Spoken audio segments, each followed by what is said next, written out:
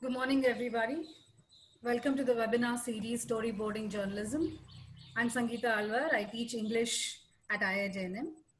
Today's webinar is on covering and critiquing entertainment. We have our alumna Manjusha Radhakrishnan here.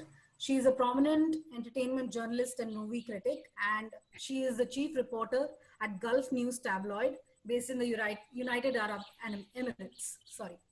Um, I want to explain to you the format of the webinar. As usual, we have the webinar for 60 minutes. I will speak to Manjusha for 40. Please make sure you type out your questions and share it with everybody in the chat box. In the last 20 minutes, I will call your name out and you can unmute yourself and ask Manjusha your questions. Hi, Manjusha. Good morning. Good morning. Thank you for having me. It's a pleasure to have you. You were in the 2004 batch of IIJNM. That's right, Yes. 2004. And I can say it was a glorious phase of my life. I would call it the golden phase where I kind of learned all the tricks of the trade and how to hit the ground running when you join a newspaper organization. So that's where it all began. Can you give us the highlights, so to speak? Oh, I learned how to write a good lead, and I have to credit all my professors and teachers for removing the fear of writing. I remember that I had several thoughts in my head, but I didn't know how to write it on a piece of paper, perhaps translate it and make the audiences understand. So one of the biggest takeaways from IIJNM was the ability to break down information, keeping it very simple and stupid. I still remember the professors always insisting that do not complicate your topic. For instance, imagine there is a bus coming and you are about to board the bus, but you need to tell something to the fellow passenger. Go. And that's how you say the lead. I have kept that particular nugget of information. I still use it even 15 years later. If I'm having trouble with writing the opening sentence or what is the most important thing, I think about what our professor said. I think the whole foundation of actually writing, telling a story and being factually correct and being very responsible with what you write, recording every statement, the basics of journalism is what I learned in IIJNM. And I also learned that you will be perennially poor if you are a journalist. That's why it's not one of the most high-paying professions in the world, but it's the most enjoyable. I can vouch for that. There's not a single day when I don't go to work excited. There's never a dull day in my life, and I have to thank IIJNM for giving me that foundation. And just being from this institute, I think people recognize you. They know you know your craft. They know that you take your profession seriously, otherwise you wouldn't bother learning about it.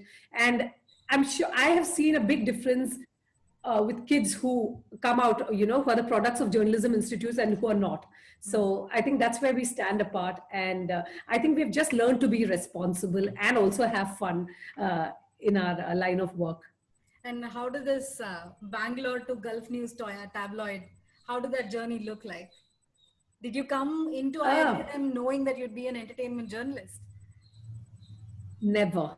In fact, I still remember the last day I had no clue what to do really. But there were professors like Krishna Prasad, Girish, everybody who was telling us, get your bylines out there. It does not matter what you're writing about. Even if it's Deccan Herald, the comment section, even if it's 2 lines, make sure your byline is out there. Byline counts. And we were not sure what group to take. I was thrown into news reporting in Deccan Herald. And then because my parents lived in the UAE, it was just a natural transition for me to try my luck there.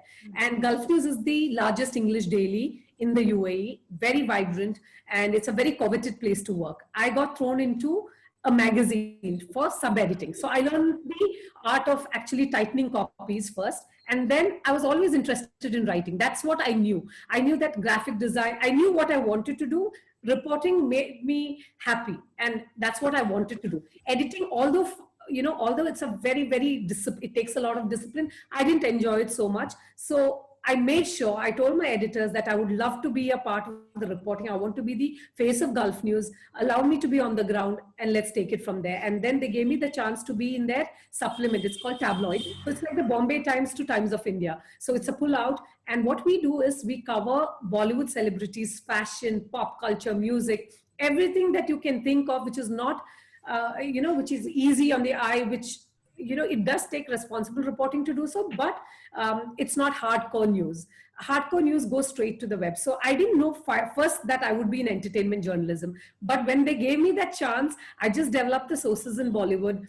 I made sure that I am the go-to person. If anything is happening in Bollywood in Dubai, I get to know the stars are coming. We get invited to the sets, behind the scenes, because the stars kind of value what you think. They want coverage because Gulf News is most read as well. It really helps. Being a part of that brand really helped me build my profile as well.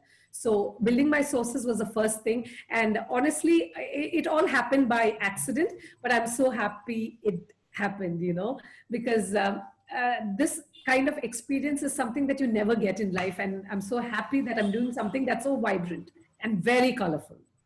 And you worked there for 14 years now. Yes, I know. I sound like an old, yeah, you just reveal my age, but yes, 15 years and counting, 14 years and counting.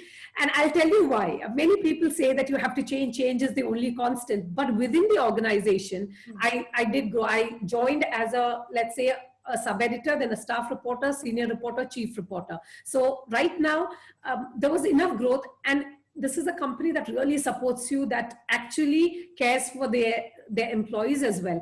I had no reason to change, because this is a company that values Bollywood as well. Our readers are Indians. Therefore, I am catering to a particular audience. My reviews on every Friday, because we are the first ones in the world to watch it. Our reviews are watched more, we get the most clicks. So you have to remember who you are writing for. So our readers are Indians, and more than any other newspaper around, there's a couple more. It's the Indian readership that I'm catering to. The Indians, the movie mad Indians who love Bollywood, who want to know everything that Shah Rukh Khan is doing perhaps, or what did Shah Rukh Khan say when did he dance on the ground? Did he dance on top of the table? Every little detail they're very keen to know about. So I'm at a place I'm really happy about. But yeah, as far as I'm happy with my work, I don't think there's any need to change. So 14 years and counting, yeah. Yeah. So coming to reviews, since you mentioned it, my question would be, is there any pressure that you face in order to put out positive reviews, since you said yours is the most read tabloid? Do you therefore face pressure from Oh, yes. users? Oh, I can go on and on about this. I can imagine, like, whenever there is a big movie up for release, I always get the producer, the actor, and sometimes the the handlers, the PR publicists who arrange interviews. They somehow either they have this amazing knack of putting indirect pressure on you. For instance, Bollywood is one place where they never tell you they're pissed off. Everything is unofficial in Bollywood. You will know a star is angry with you if he refuses to do your first two interviews after the particular review has come out. I still remember that Salman Khan films, for instance, as much as he's very popular, there's no agreeing that, there's no denying the fact that he's a very popular actor. His movies are sometimes very, very questionable. His career choices are questionable. And when I come out of the theater, I'm very honest about it. And I say what's in my mind. The amount of times that the producer has tried to call me within the screening, or the distributors have tried to just find out, or the rival distributors calling you to ask, how did you like the movie? How much are you rating it? There's so much interest to know. And that's not fair. That's like putting indirect pressure on me. Okay, give a good review. But I don't even look at my phone calls the first 5 hours. I write my review. I refuse to go online to see what is the word of mouth. So I write what comes to my mind. I'm very honest. I'm very scathing. I'm not scared to piss off people or piss off stars. These are people that I have to interview, remember, maybe the next month or the week later when they come for some promotion. But that should not stand in your way. If you do not like a movie, you say so. And if you do, I don't think you should just, it's very easy for a critic to write the nastiest things. That comes very easy. I've noticed that writing nasty things in a review comes very easy to me, but writing positive things and perhaps what we liked is a lot more tougher, because there should be a balance between you looking like a psychopath and you being a journalist. There has to be that clear demarcation. You have to look at it very objectively. So it's like, you look at movies with a trained eye. Did you enjoy it? Would I spend 35 dirhams, which is nearly 600 rupees for a ticket? Would you spend 3 hours of your life for this film? These are like questions that you ask, and I take it very, very seriously. So even if there's a lot of pressure, indirect pressure, nobody will come and call you and say, give me a good review. They'll call me after saying that, oh, he's very angry with you. By the way, he has a movie coming up. There's a good chance he may boycott you. He has. In fact, I remember, I'll give you an example of how I won't name and shame him, but he's a very, very popular star, known for his romantic roles and his wit and charm. He's one of the biggest superstars in our country. There was a movie that he acted in where he had, he looked as if he had overgrown that role, and he didn't look great in that romantic role. Him romancing a very young 20 something was just jarring. And somewhere in the review, apparently, I wrote that you don't look great doing it. It's time to move on. He took it so personally. And I can say, I can vouch that he's still angry about it. So there are times when egos are ruffled, because you have to remember that we are dealing with gods and goddesses. It's like a religion. Bollywood is a religion in India, and the players are gods and goddesses. They have massive egos. So you have to be a hustler. It's okay if they're pissed off. You move on. Because remember one thing, you're doing your job, they're doing their job. If they're not happy with my article, they are happy to come and write to me about it. Constructive criticism is always welcome. And we also have the right to review their films honestly. And I remember, if I write anything bad about a Salman Khan film, I get trolled so badly on Twitter. In fact, there are people saying, oh, you belong to the Shah Rukh Khan camp, the erudite camp. And then they call me names. There are certain cuss words that they use that I can't even repeat on, in a webinar. But these are exciting. But at the same time, it also shows that people care. If you're being trolled, that means you have arrived. That's how I look at it. So there's always a pressure to be perfect, to write good things, but do not succumb to the pressure. At least in 15 years, I have not. If I don't like a movie, I say so. And if I do like a movie, for instance, Gunjan Saxena, there's a lot of backlash against Janhvi Kapoor because she's a privileged kid. How dare she get a part when there are more talented artists? But you have to look at the movie as a unit. You can't look at her, oh, she did a decent job in it. And I said she did a decent job in it. She was good. It's just a second movie. We can't allow the surround noise to get to you. The idea is to always demarcate. You have to be an independent unit. Think of it independently. Make opinions without taking into consideration the surround noise around you. So yeah, even if there is pressure, I've learned how to actually be like insulated from it. Speaking of celebrities and egos, how do you ask the questions that you need to ask, given that they are surrounded by so-called yes men? Oh my God, the number of times I have rubbed people the wrong way. In fact, I can, this is something funny. Often they tell me, Manjusha, please, I've got this reputation of asking tough questions, which I'm so happy about, because at least it's a reputation that's pretty covetable. I mean, not many people. There's a tendency to be very nice and starstruck when you're in the company of stars. Remember, they look flawed. They're one of the wealthiest people. They have access to the most important politicians. So these are people who are intimidating by nature. But remember, you have to ask the sticky questions. There's no getting around to it. I have absolutely no shame.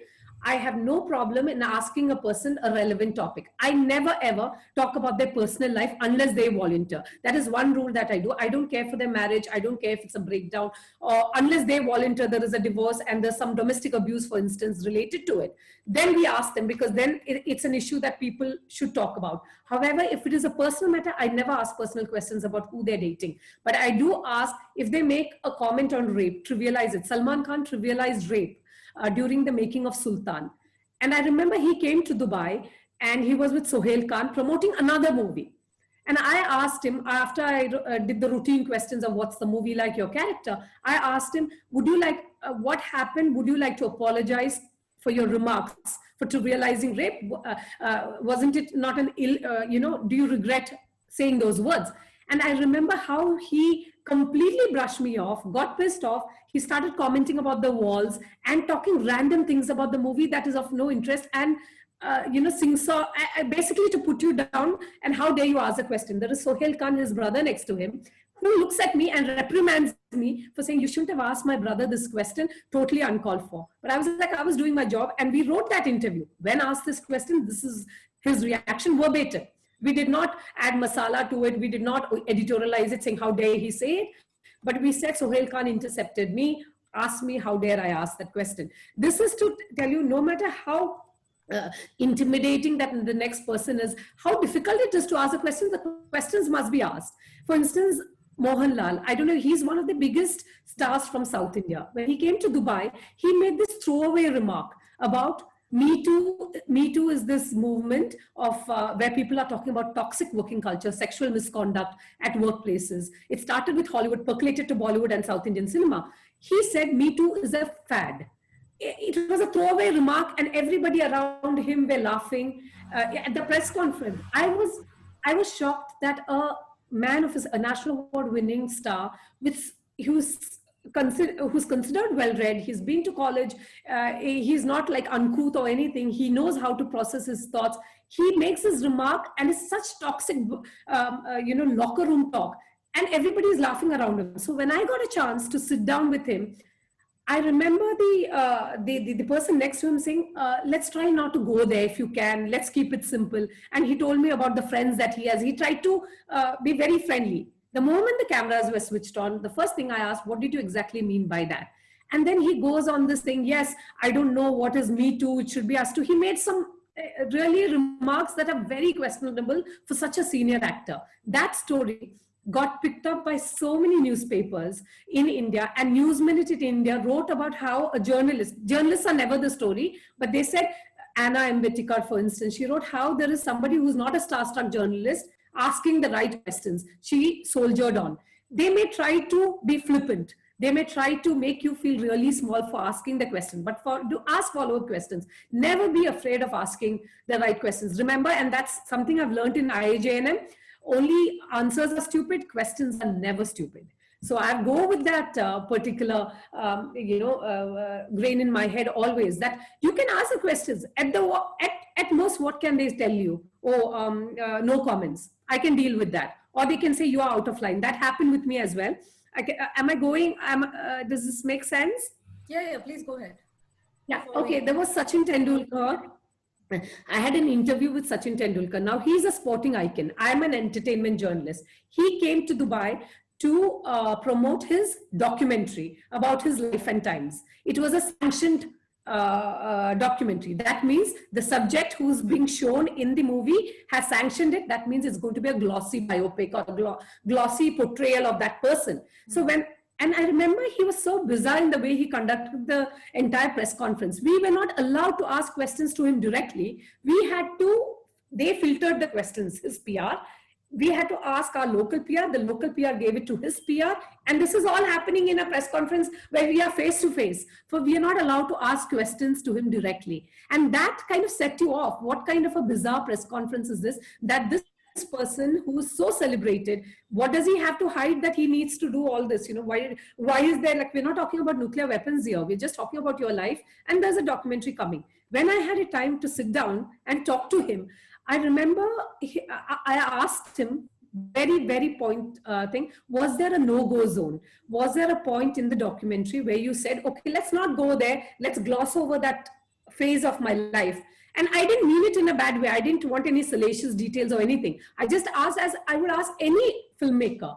He answered something very vaguely. And after the interview got over, the cameras were switched off. I was about to pack up. His PR comes to me and tells me the interview was amazing. He enjoyed it, but make sure those 2 questions are edited.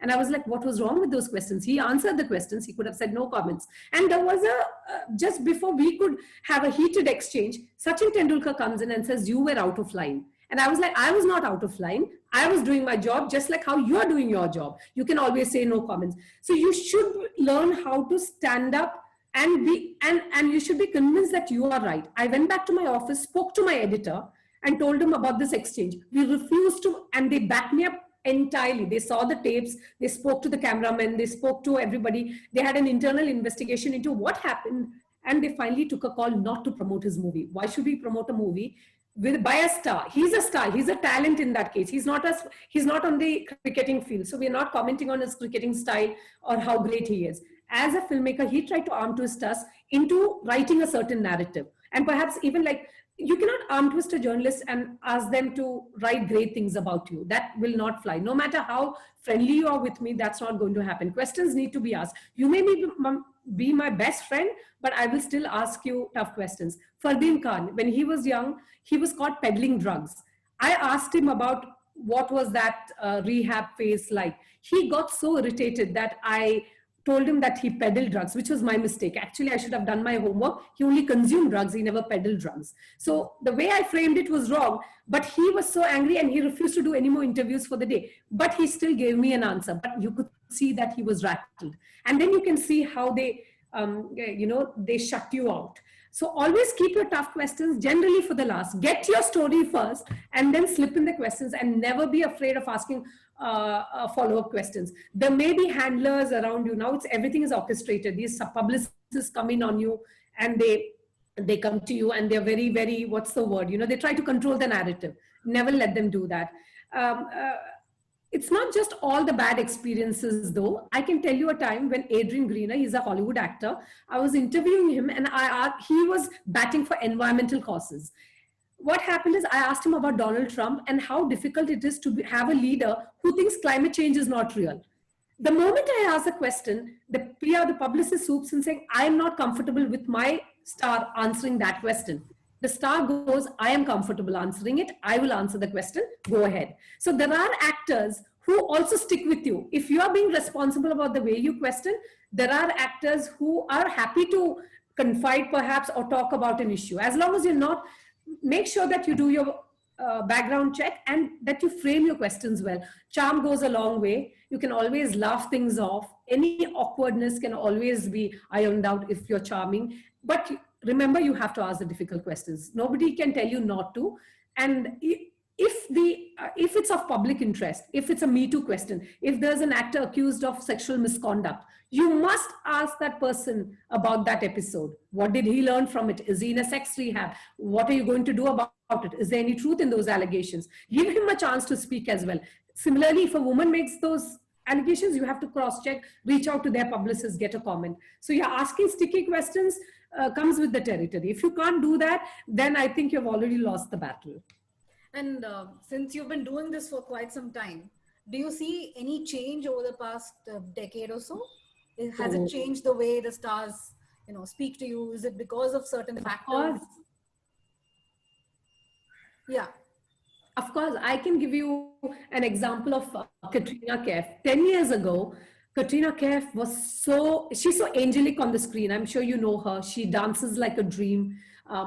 She's so pretty. She has this girl next door appeal. But I can tell you for a fact that she was so glacial and she was borderline curt. This was 10 years ago when I flew down to Mumbai to interview her in person, because she was the ambassador for our airline. So we were flown down to interview her for 10 minutes. She refused to look up when you entered the room. These are small things, but they make a lot of difference. Your interview will also reflect the way they treat you. If you can't even be bothered looking up from your phone to say hello to that person, and you're consistently flippant and you refuse, perhaps she was in a bad mood. She got up on the wrong side of the bed. She wasn't paid the money she was promised. We don't know that. But the way she conducted herself was very questionable. And in my article, I said she was borderline glacial. There's something very, she freezed you off when you try to ask her questions. She didn't let you in. I was very honest about it. Surprise after surprise. The next time I meet her in Dubai, this is a few years down the line, a couple of years down the line, she's the most warmest person. Perhaps they don't know how they come across, or they have never been called out.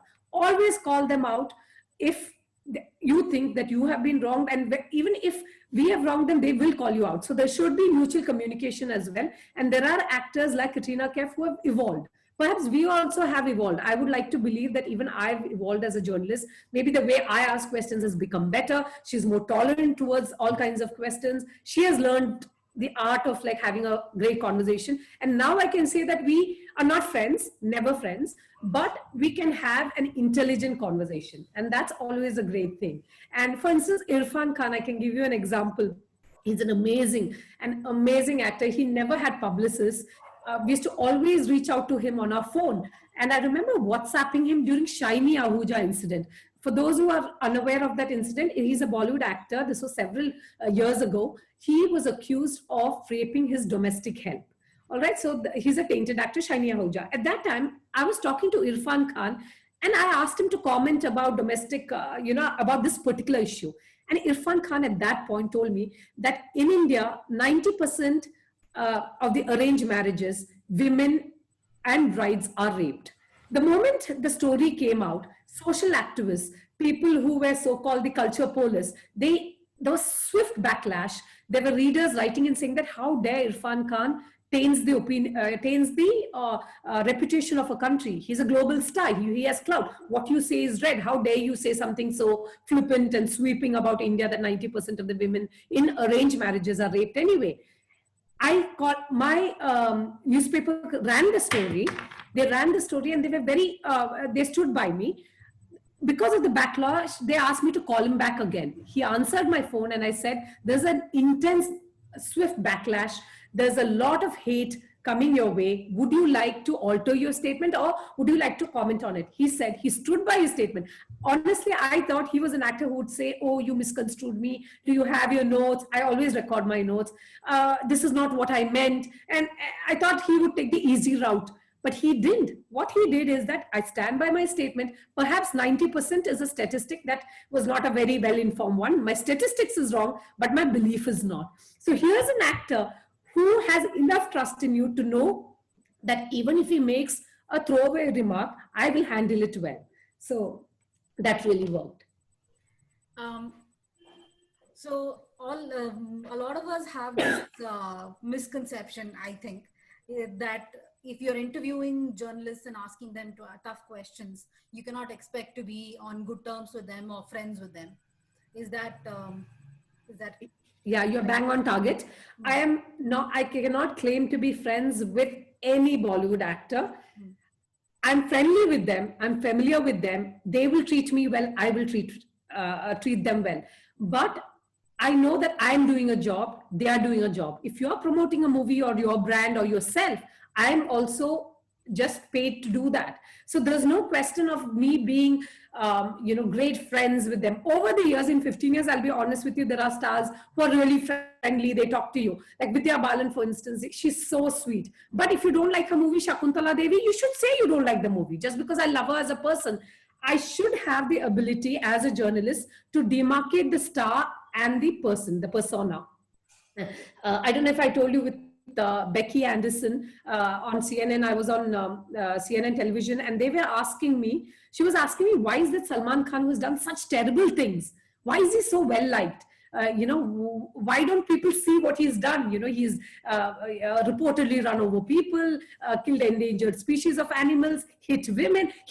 He's got a very checkered past. Why do people still love him? And I remember telling her that people are not able to demarcate or differentiate between the star and that, that aura. They think the larger than life cop that he plays in Dabangg is him. That is one mistake you shouldn't do. Never be carried away by what they do. Just see how they are to you. They are people. They're as flawed and fabulous just like you are. That's the whole thing that I've learned. So you can never be friends with them. They may WhatsApp you. Varun Dhawan might ask, oh, you were like Karan Johar. I remember when I'd gone to Mumbai for an interview and he said, I follow your reviews very closely. Sometimes you're off the mark, sometimes you're not, and he was quite catty about it, but it's okay. It's okay. It's okay if you don't like my reviews or if you think that I'm off the mark. I'll do what I know best to do. If I think a movie is bad, even if it's yours or your friends or your enemies, I would still review it the same way. So it's best not to be friendly with them. Honestly, being friends with them is a collateral damage. Why would you want to be friends with somebody and then have to write ill things about them? If I'm a friend, I would be the cheerleader. I would go to a movie. I would go to an interview, write great things about them. But if I'm not their friend, I'm just their acquaintance, even after 10, 12 years of meeting them multiple times, we might hug, we might take selfies, but there's always that line that I am doing my job, you're doing your job. For instance, Shah Rukh Khan, he comes on an average 6 hours late. He's very tardy. He does not respect the other person's time. In every interview of mine, I make sure that I point out his tardiness. I point out that he made us wait for 6 hours and 30 minutes. And then he, with charm and wit, he won us over. He made a flippant. He has absolutely no respect for the other person. He believes that time starts when he enters the room. And he makes that remark and gets away with it. People laugh at it. I don't. I'm like, you just wasted 6 hours of my life. So there are times when you also, I think they know that you are truthful, you're earnest, and somewhere down the line, they begin to respect you for that. If you're honest with them and there's no malice, the thing is, the idea is you cannot grudge them of their success, of their beauty or anything. They are people, they are flawed, they are fabulous, and you have to keep that in mind. But I'm not friends with any of them, honestly. apart from a couple, no. And I wouldn't want to be friends with them ideally. It would put all of us in a tough spot. It's like being friends with the subject. That's true. And you should never, it's asking whether should we question the source's motive for talking to you. It's an answer you don't get often. Correct. One of the last questions that we could address is, how is entertainment journalism, or how are you dealing with the pandemic? What kind of movies are you covering, and how are you going about it? Yeah, so just a minute. Please. Yeah, so during the pandemic, we don't have sit-down interviews anymore because of the travel restrictions. Stars can't come to Dubai and promote their movies. I can't watch movies in a theater because theaters are now showing old movies. There's OTT platforms. That's a different beast. It's a new beast. But suddenly, I'm doing interviews over Zoom.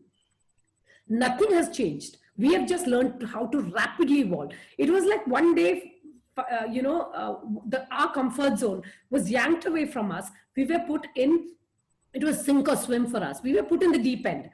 I didn't know where I would get my interviews from when the stars are not coming. Telephone always works, but it's always better to have face-to-face interaction. So now what do? I talk to, let's say, Pratik Babar, Amisha Patel, whoever, any actor, Nitya Menon, Abhishek Bachchan, all through Zoom. So Zoom has become a lifeline of sorts, just like how we are having the webinar. We have evolved with the times. Another thing that has changed dramatically is that it's been very, very grim in Bollywood. For the last few months, there have been multiple deaths. And with these multiple deaths, what happens is you have to learn how to distance yourself from the tragedy. Write an obit about Irfan Khan. I love that man. But there was no point where I could think, let me be invested in what happened. Why did he die? It was more about his profile, my interviews with him. You had to just go around like a robot, a machine, not be emotional, write those obituaries. It takes a toll on you. So emotionally, this entire period has been very stressful. Another thing that has changed is breaking the news online first. Web journalism, I can't stress the importance of digital. People are reading now, they're home, they're scrolling through news. They just want to hear tidbits about Neha Dhupia's dog. Did the dog have the shampoo bath? It is trivial at times, and there are times when it's soul destroying to write those articles. But you still do because there is an audience for it. You can never underestimate what the readers like. There are times when I write about Kiara Advani's fitness routine. That gets more hits than a 2,000-word profile I've written, in-depth interview, 4 hours into the work, beautifully sculpted words. I love the profile. I love it. But I'm not sure whether the people are reading it. So I have learned how to evolve with the times. So digital journalism is the key. I'm going full throttle. I'm embracing it. I'm loving the speed.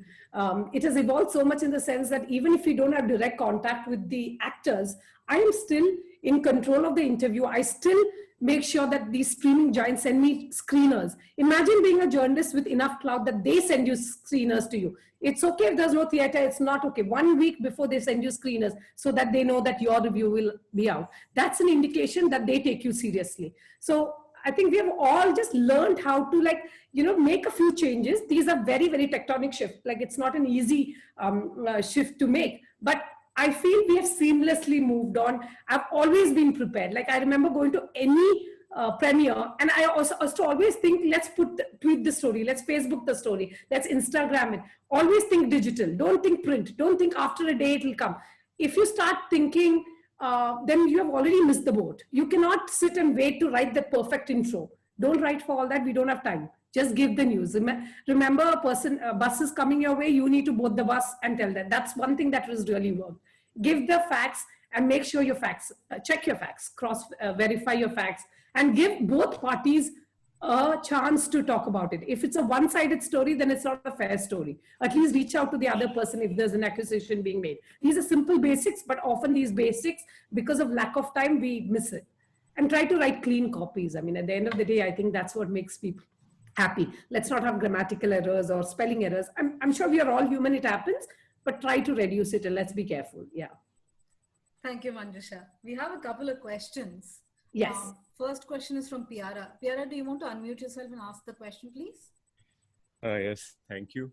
Hi, good morning, everyone. Hi, Piara. So my question is that do you think that actors should have a political opinion too? Because, our society looks up to them so much. And I think especially the youth, with Yes. such a big number of followers they have on the social media accounts. I mean, Yes. their, views can make and shift decisions or, hold a wave to a certain extent. So, for example, like, the CA Act happened and some stars Yes. came out in the open Yes. and criticized it. Some did not speak of it. And, but then there also comes the argument that, it's our fault. We idolize them so much. Yes. Yes. Because they are people too. They are flawed people. And we Right. should not expect them to speak always their mind on certain topics. Yeah, Manjusha, basically. Yes. So here's the thing, Piara. The way I look at it, you are a pop cultural icon. You are a celebrity. You have a massive following. What you say makes a huge difference. If, I make sure that I ask relevant questions to celebrities, even if they are politically charged. For instance, I love talking to Kangana Ranaut because I know she has a stand on every subject. At the same time, there are actors, big actors, A-listers like Deepika Padukone, Katrina Kaif, for instance. Her handler, her publicist, before any interview, we are given a list of questions not to ask, such as political questions, nepotism. The N word has become the bane of my existence. I can tell you the N word is like the most dreaded word for every star now. Privilege. I can't, misogyny, sexism. There are few key words that set off alarm bells. They don't want to be drawn into a debate. There will be people who say, oh, I don't know enough to comment on the issue. That is often what they say. But I think as actors, as people with a massive following, you are shaping people's opinions. You must be aware of what's happening. You must, even if it means that you are placing yourself, you're stepping out of the comfort zone. I think an actress should have a political opinion, and people who do, like Swara Bhaskar, I talk to her. It's always so much, so interesting and intriguing when you talk to actors who have an opinion. It can be an opinion that's not popular. I may not agree with you, but it's okay, but have an opinion. So the biggest thing is, in my eyes at least, the respect for a pop cultural icon goes down a few notches if they don't have an opinion. And there's Kangana Ranaut, of course, who leads that army of it, and she calls them out very well. Like when Ranbir Kapoor said that there is water in my house, so why should I bother about it? She called him out. So I think she was bang on target. People, cultural icons should have an opinion. That is why I was so upset when Mohanlal said, Me Too is a fad. Here is a person who's idolized by millions of people making a throwaway remark, representing movies that are very sexist. And then you make this remark, that means there are people idolizing you. They think it's okay to be flippant about it. You are setting the trend. There is a certain responsibility as an actor and a public figure to maintain a certain decorum and also have well-informed thoughts. Before an interview, let them have these people, let them read newspapers, let them have people who inform them about current affairs. Not knowing and not caring is just not accepted in this day and age where there's information overload. In fact, the problem is we have too much information we don't know. Please don't tell me that you don't know what's happening. Many times people tell me, oh, I'm not very familiar with the issue, or they make jokes. That's just not done. I mean, just we are doing our job, you must do yours, do your homework, just like the way we have done our homework. So they must have an opinion. If they don't, I think they're quite spineless. Thank you so much. Thank you, Manjusha. Swati's question is next. Swati, do you want to unmute yourself, please? Yes. Yeah, thank you. Good morning. Good morning, So, Swati. as you said, everyone should have a political opinion. So you have interviewed both Bollywood and Hollywood stars. Do you think there is a change in attitude? There's a difference in attitude while calling out the social injustices in the respective countries. Like the Hollywood actors are more bold, more fearless while calling out the wrongs in their country, and the Bollywood lacks that. True. Of course, of course. I can tell you that in Hollywood, the stars are they question political powers to be. In Bollywood, that's not the case. If we have discovered, they are also stooges. They support a party.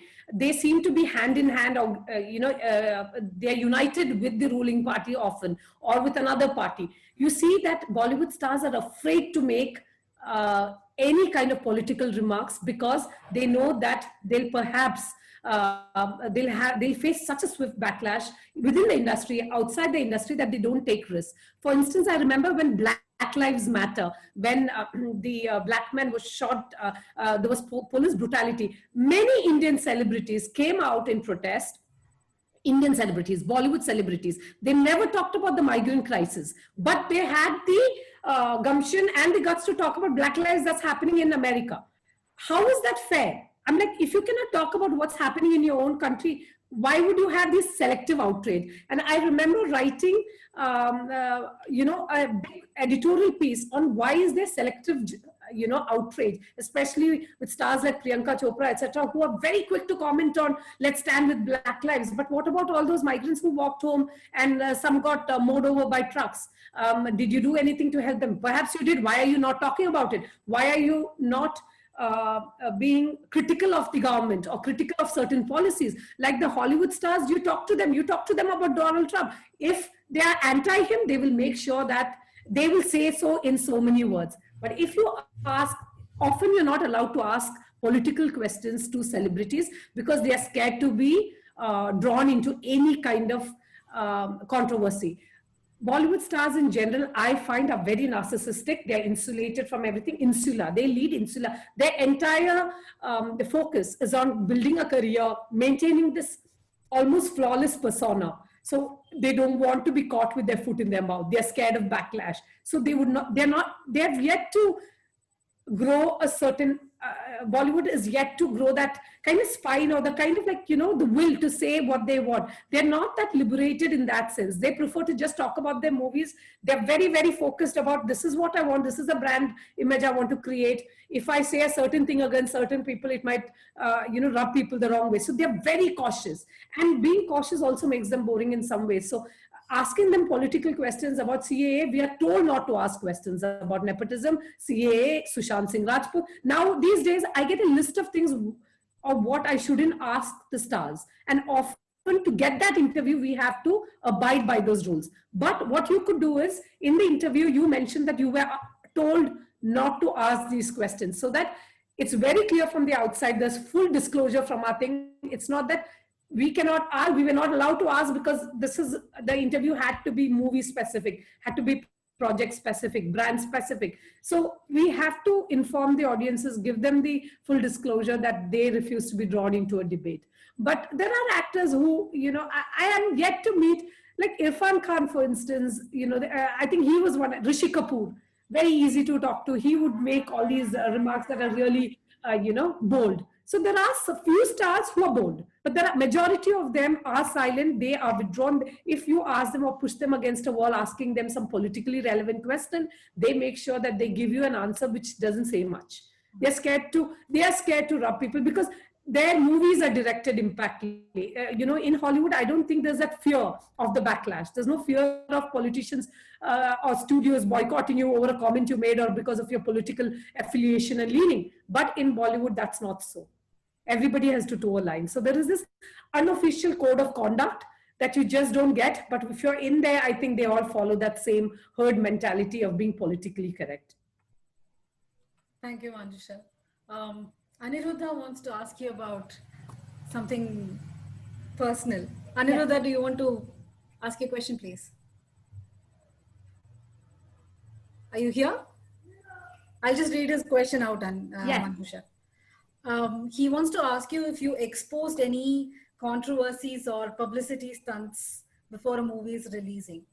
Yeah, of course, we always call them out. Okay, I can give you an example of today. Yesterday, Sanjay Dutt was diagnosed of lung cancer. Okay, that news emerged sometime in the evening. Today, the Sadak 2 trailer is launched. Look at the timing. I mean, come on, do they really think we can't put 2 and 2 together? They're trying to milk that particular, the sympathy, the wave of sympathy that people have for Sanjay Dutt. And God bless his soul, I hope he gets better. And, we are sending him great wishes. But to time your trailer release, you're very foxy. I have to say that, very crafty way of doing it. but you can clearly see there is a move to manipulate the audiences, get more click anything Sanjay that today will get clicks. So they release the trailer today. The timing is so suspicious. So in my trailer, if I'm writing, now I'm talking to you, if I were writing it, I would have put that reference and I would have called them out for saying that it's very convenient that they are, the Mahesh Bhatt, who are not very popular now due to Sushant Singh Rajput's death, and and he was found dead at his home. After that, the producers are not very, are not very popular nowadays. They are out of flavor. But there is Sanjay Dutt who's just been diagnosed of cancer. Is there a connection between releasing that trailer today and milking it? I mean, it's a great move, but I just think it's, it just leaves a bitter taste in your mouth. So you will call them out. And there are times when actors, regarding announcing breaking news, I remember there was a Dubai-based actress and former beauty queen, Selena Jaitley. So she's very friendly. She was talking about a movie and she told me, Manjusha, I'm not telling anybody this, but I had undergone severe mental depression. I had to leave Dubai, move to Austria with my husband because I just couldn't take the stress. Here is a woman who's talking about mental health, which is still a taboo in this country, which is still a taboo in most. There's a stigma attached to it. But she trusted me with that story. She told you things that about her life. She let you in. And I think these are stories because of the trust you build over the years. Whenever she's had twins, she's spoken about how difficult motherhood is. Samira Reddy, for instance, has talked about how I'm tired of, Bollywood stars showing this perfect persona. I want to be real. I want to show my gray hairs. So we kind of supported her. There was a campaign and Neha Dupia to breastfeed. All these campaigns we have spoken about it. So see, it doesn't have to be sensationalized, but I think any issue that is relevant and will speak to your readers, we take it on. And we do call out our Bollywood stars all the time. I think we are quite critical and we do, and sometimes I can tell you that they're not very happy with what we do. I can give you another example of Prithviraj. He's a South Indian movie star. He was there in a Bollywood movie as well, Malayalam superstar. There was a movie which was amazing, Ayyappanum Koshiyum. There was a scene where he slapped a woman, his wife. And here is an actor who kept talking to me earlier about, I will refuse to be a part of movies that show misogyny in Malayalam movies, sexism, this alpha male. I have refused scripts. So I wrote to him, I WhatsApped him after the movie saying, amazing movie, great performances, but what was the need for that slapping scene? He sent me saying why I shouldn't write that article, and he gave me a very, very nice lengthy quote on why that scene was very relevant, etc. But I still wrote the story. There was a bit of pressure from his end, I would believe, to make him feel better about the scene, or that I wouldn't write about it. But I still went and wrote about it, got a lot of hits. There was a lot of thing about why should women be slapped in a movie? Why should there be such a scene if it doesn't serve the purpose really? Especially in Malayalam cinema, which is known for alpha males being really rude to women, slapping them, and it's so normalized. Physical violence is so normalized and almost fashionable in Malayalam movies in such a time of Me Too. And if you are a star who made responsible statements, that I won't be a part of such movie, and he is one after some time, then you need to call him out. Always call them out. I mean, and now he stopped responding to my text messages or my WhatsApps. There's always collateral damage. You're never let off easy. Thank you, Manjusha. Now, Harsh's question is next. Harsh, do you want to unmute yourself, please? Yes, good morning, ma'am. My question is actually a two-parter. I would first like to refer to this incident that ma'am just spoke about regarding the scene in Ayyappanam Koshiyam. So the slapping scene can also be viewed as a commentary on the current state that is prevalent in South India, or the kind of temperature that rises in households down there.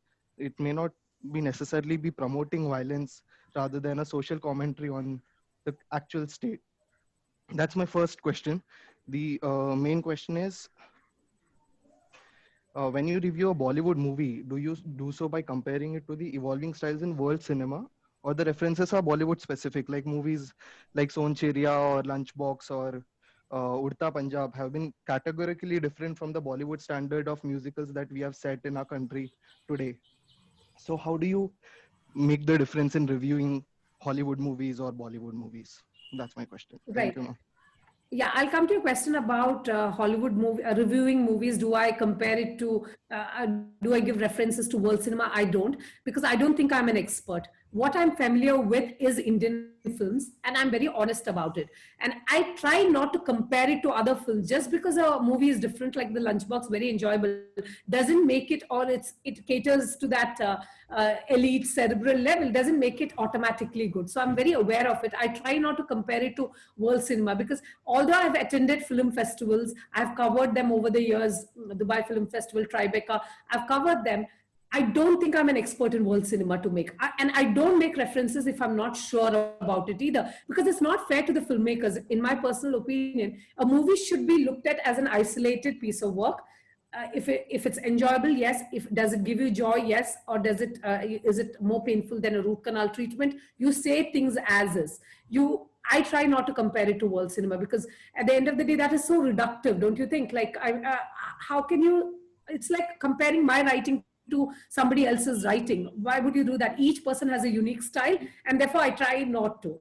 But we try to watch as many movies as we can, but I stick to the movie at hand, and I review it just as that particular film. And I keep it quite simple. I'm no expert. In fact, there are certain movies where I go out in the open and say that I haven't learned a course in filmmaking. I cannot comment on the technical aspects. I cannot say, oh, that stunt scenes, were not done well. I don't have that kind of know-how to make that sweeping statement. So I would stick to what I know. Did it give me joy or did it not give me joy? I do not know the technical aspects, and I'll try not to comment on it unless somebody who's with me technically also comments about, or it's so downright bizarre that, even a layman would understand. So I try not to reference it too, but I do watch a lot of films, and this is one of the joys of my profession, I think, where I watch movies for a living, rub shoulders with egoistic stars, etc. So it's not a shabby life. Regarding your Ayyappan and Koshi, very valid question, I must say. I'm with you. Was that scene just to show, mirroring this actual society that we live in? We had a debate in our entire newspaper. There was a pro and con thing. I thought that scene was highly unnecessary. If I'd removed that scene, I don't think that movie would have been less impactful. What is the point in showing it? Especially, it's not okay. Maybe it's Ayyappan, the character that Prithviraj was playing. It was his character. He said, it's a character I was playing. He came from a patriarchal setup. He didn't know any better. He wanted to hit his dad, but he hit his wife just to show his anger. It was a displaced anger. He made it very clear that that was just the demand of the scene. I didn't buy it. I'm like, you can easily, we understand that you're from a patriarchal setup. You have a terrible dad. You have a sexist dad. You have grown up and you're conditioned to believe that women should be housewives, or they're below men, and the men call the shots. But you don't have to show a scene where you slap, and the next scene is the woman is sitting on is not reprimanding him for being slapped, but is sitting near his leg and then saying, oh, let's figure this out. Which woman does that in today's age? It might reflect in certain homes, you're right, perhaps, but I somehow found it very grating. And I don't think that scene actually did much to elevate the film. He could have easily done without it, I thought. But yeah, like you said, we can always say this is mirroring the society. But I think as stars who claim to be responsible about what they do, then he should have shown better sense.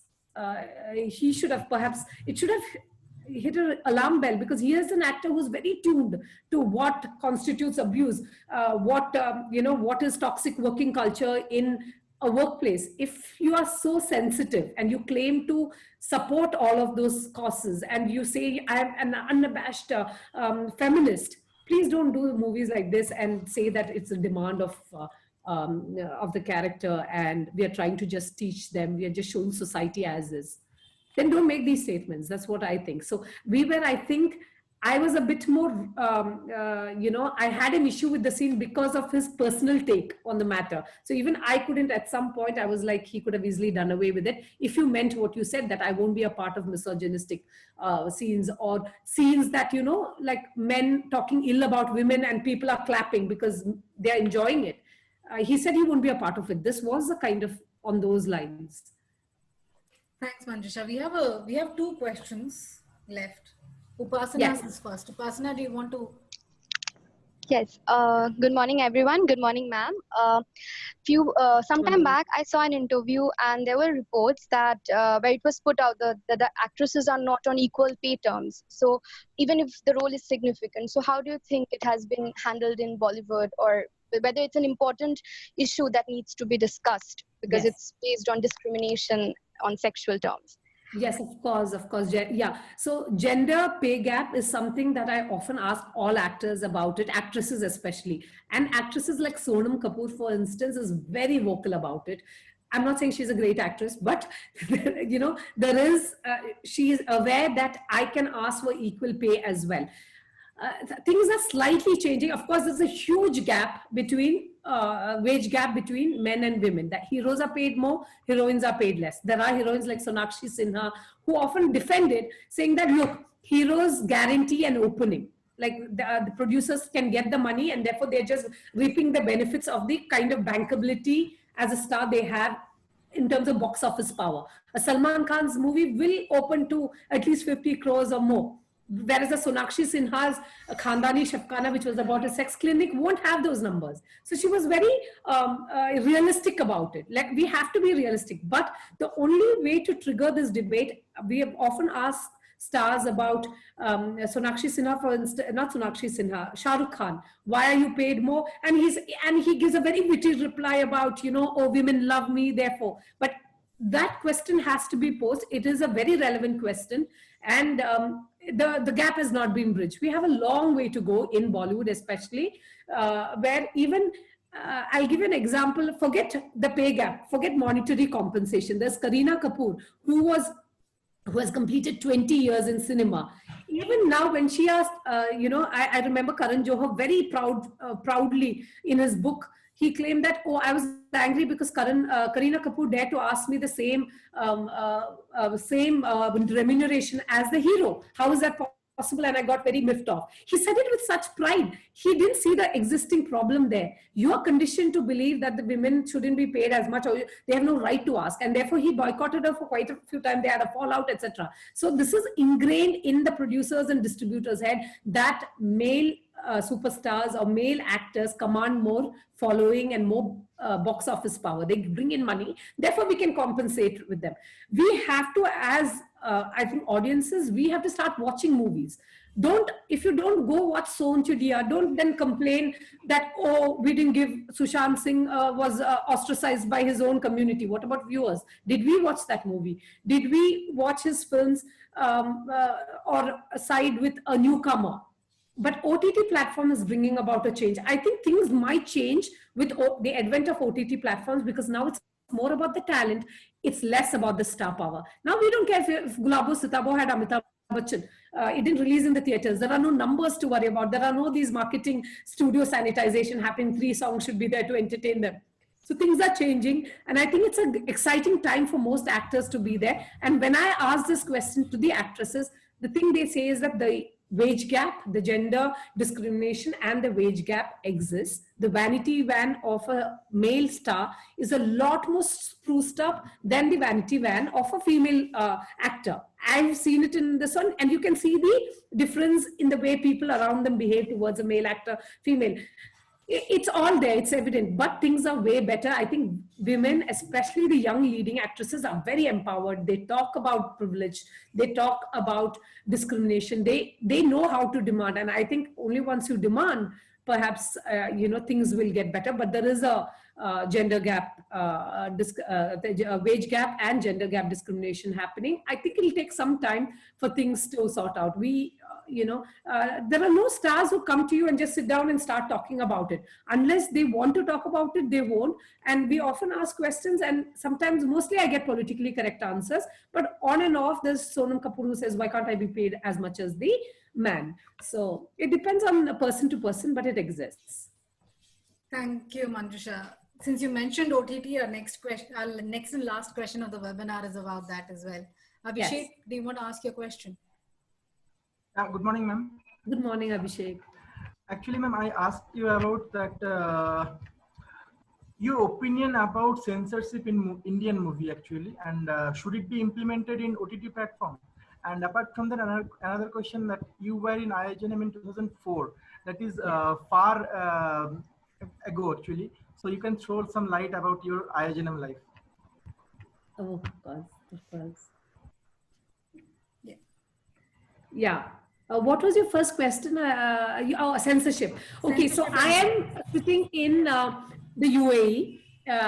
It's it's not a democracy. We have a monarchy. So, and censorship is very, very strong. We have something called the National Media Council who reviews films. So often things don't make it here.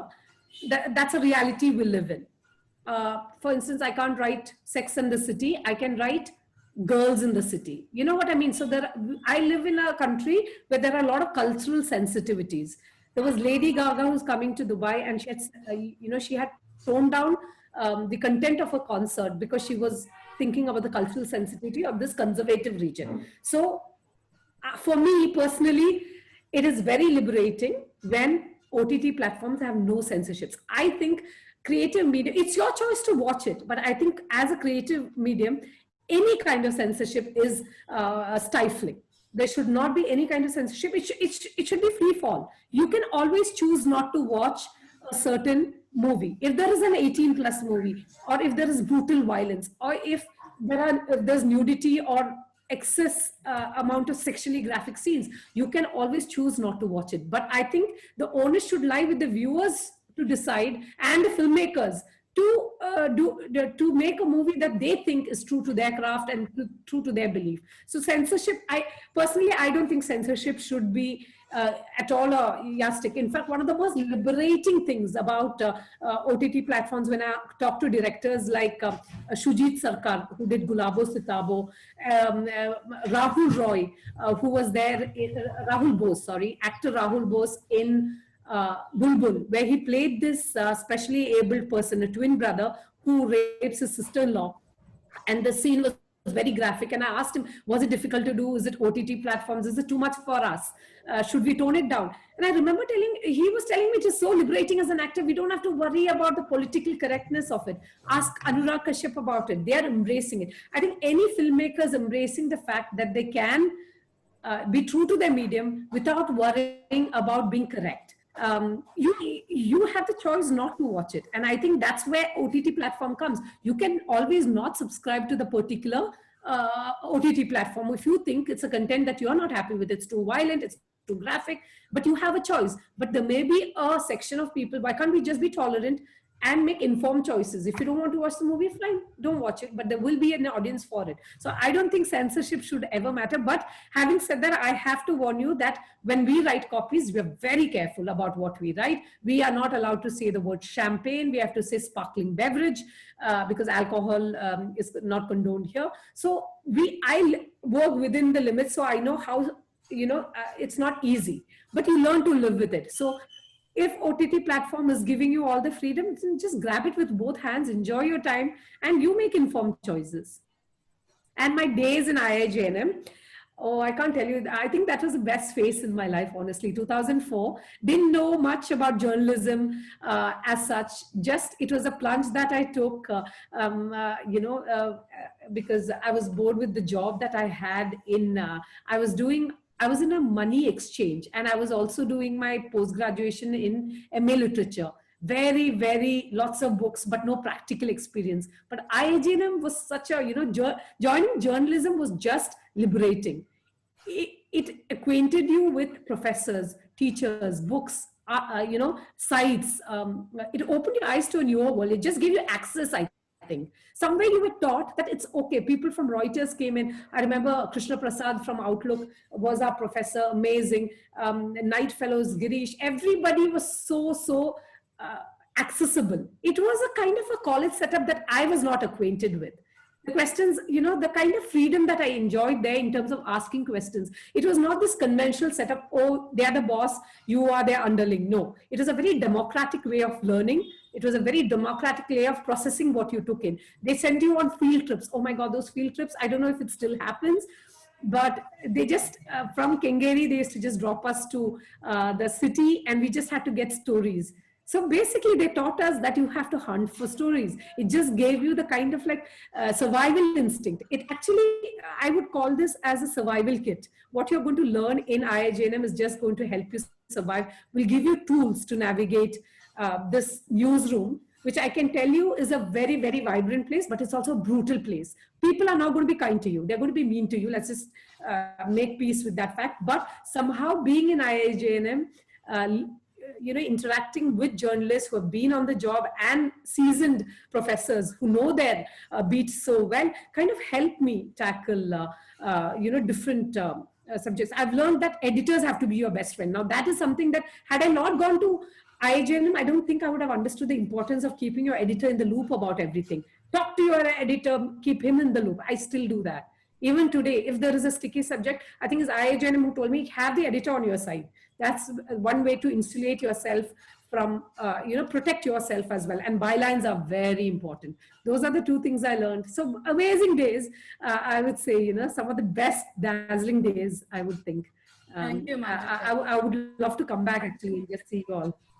We would love to have you on campus. Thank you for your amazing reviews of IIJNM and giving us an insight into. No worries, but it's such an amazing place. To all the class, I mean, if you all do join Abhishek, Harsh, etc. I mean, whoever decides to think, I think it's a move that you won't regret, because journalism is an amazing field to be in. We may be not paid as much as, let's say, our neighbor. We may not drive the fanciest car. We may not have the fanciest house, because naturally our growth is great, but our remuneration, just like Bollywood actresses, we're not paid as much. Let's make peace with it. But I'm sure if you're good at what you do, the kind of enjoyment that you get, I don't think any other job. To me, my biggest fear is not about not getting a salary. It's about not doing what I love doing. And I think that's a great way to look at life and go to your job. Think of it as, every day is a fun day. Like I've never dreaded going to work. So to me, I think, Sangeeta, this has been a great ride. I hope everybody is as lucky as me and they follow beats that are passionate and they closely love. Thank you, Manjusha. I hope we look back at our careers 14 years from now like you do, with such joy. Of course. No regret. Thank you for giving us an insight into entertainment journalism. Thank you. I'm sure we learned a lot, understood quite a bit today. I hope to seeing you on campus sometime. Of course. Next time I'm in Bangalore, yes. I will come and say hi to you guys. Yeah. And let's see. It's always great to be back in campus, of course, such great memories. So thank you, Manjusha. I will end the session now. Thanks, everybody. Amazing questions today. Thank you for attending and asking those questions. I'll see you. Bye, Manjusha. Bye. Thank you so much. And Sangeeta, thank you so much for having me.